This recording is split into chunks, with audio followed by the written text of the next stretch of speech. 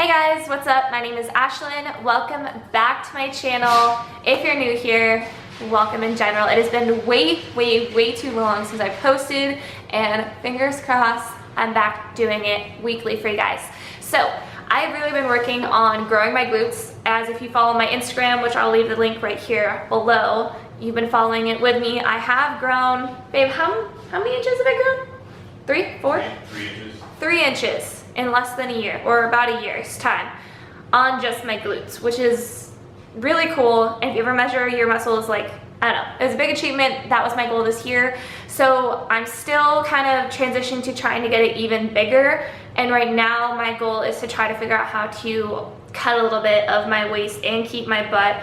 So I'm going through that cycle right now, and it's about to be Thanksgiving time. So then you have the idea of, I don't know, worrying about gaining weight, but that's where I'm at right now. But today's video is going to be my step-by-step booty day, because I have been posting a lot of stuff on Instagram, but I haven't been able to do the voiceover and tell you what to think about when you're doing it, what the right form is, how much weight you should start with. I really like doing these because they're a little bit more in-depth and more coaching one-on-one and what I'm thinking and why I'm doing what I'm doing. So I have no idea what I'm doing yet for my glute workout.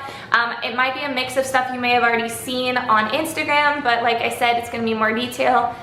But my glute days, I have one glute day that's like super long, and it's because it's one of my days off, and I literally take 2 to 3 hours to go to the gym. And the reason it takes me so long is because I like to warm up really well and stretch afterwards. So don't think that this workout has to be 3 hours long. You can do it a lot quicker, but that's just me personally. And my other leg day is only an hour or less.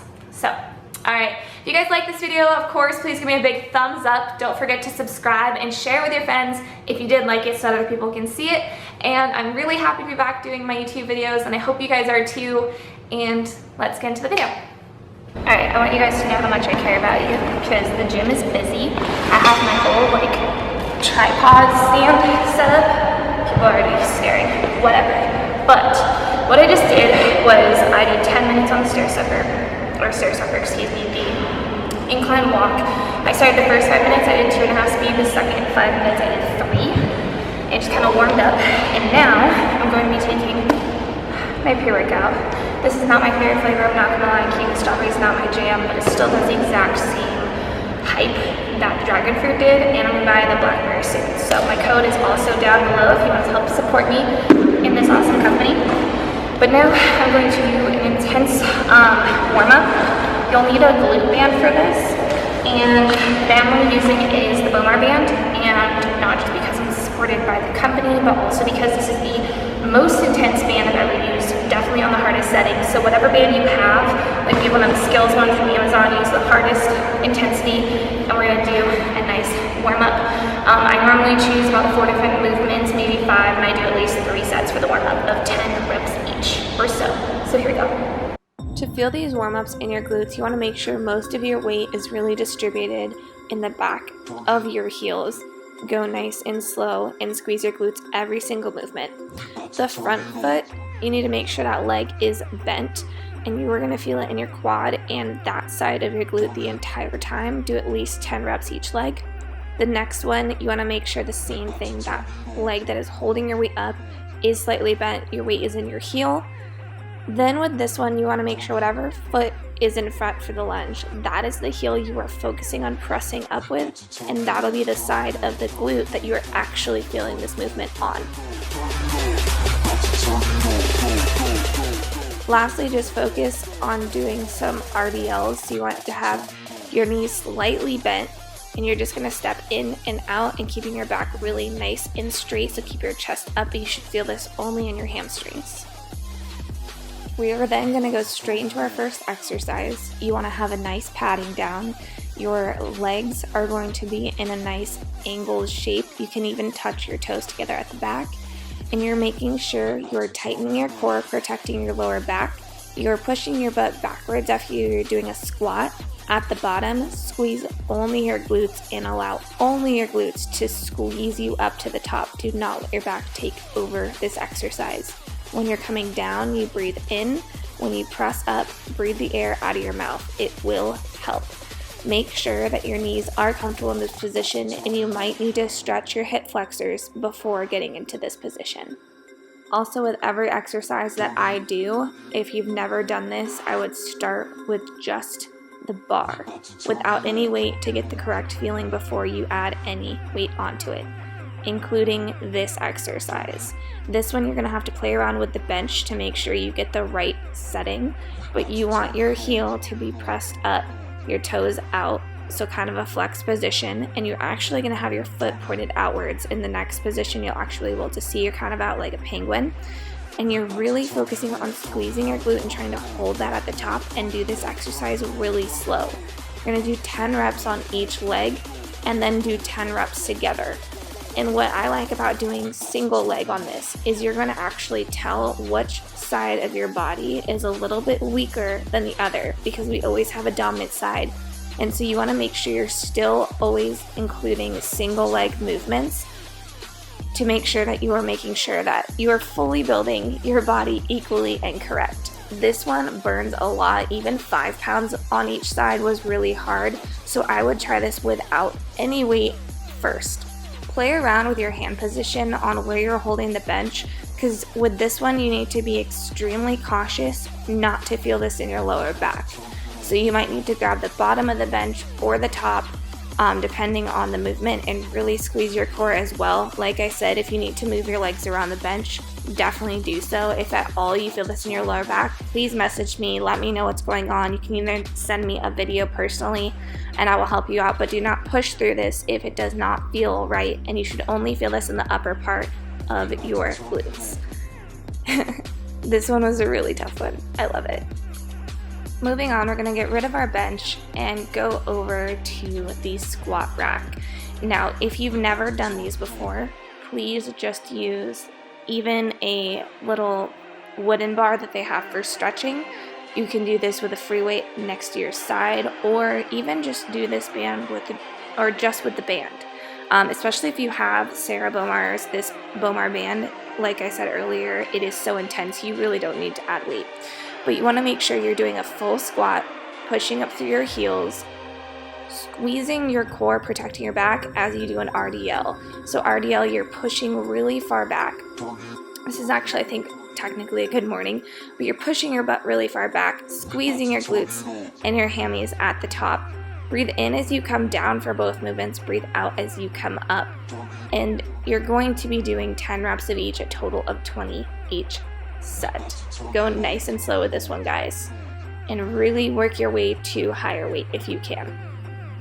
Then this one's going to be tricky. You as well can, of course, put weights by your side or use no weight, but I am trying to really focus on using my core as well as glutes. So once you get yourself stable, whatever leg is front, that is the leg you are pressing up through your heel and feeling it on that side of the glute. Make sure your back leg is not holding up weight. It is really easy to not think about what you're doing and let the back leg really hold the weight, and so you'll actually feel it in the leg that is propped up in that quad. And if that's what you're doing, readjust your stance. And like I said, everything is really mind to muscle, especially when you're trying to target glutes. I've had a lot of people tell me they can't feel it, so really just think about what we're doing. And again, breathing, when you come down, breathe in. When you press up, breathe out. It will help you tremendously through all of your lifts.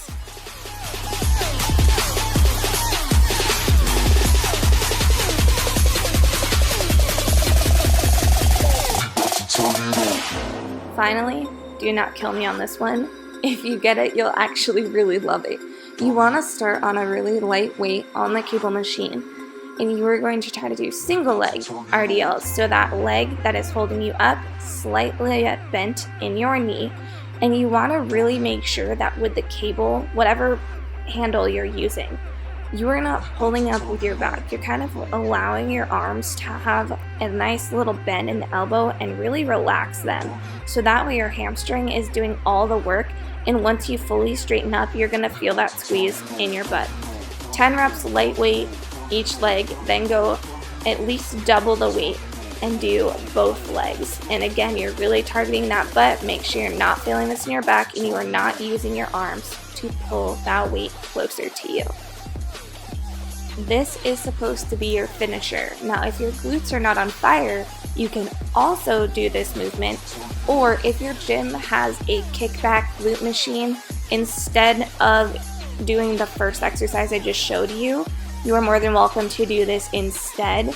Try to do 10 to 15 reps each leg, as heavy as you can, for 3 sets for your finisher. But if you can find your balance and work towards that exercise crazy one I just showed you, it actually pays off and it feels really good. But that is it, guys. If you've been a follower of my videos, you know I do my 100-day abs, and I still do my 100-day ab. If you don't know what I'm talking about, scroll down my videos on my YouTube. It'll be a step-by-step of what I do for abs. They are still a killer. I don't think they've ever been easy, but I still love doing them. If you have any questions, please let me know. Comment down below what you guys like to see next. If it's a food video, if it's a different type of workout video, if you have any questions, you can also DM me personally on my Instagram. You guys, thank you so much for watching. I really do enjoy making these videos for you guys and would love to hear your feedback. But as always, be safe in the gym, drink lots and lots of water, stretch afterwards, and just have fun.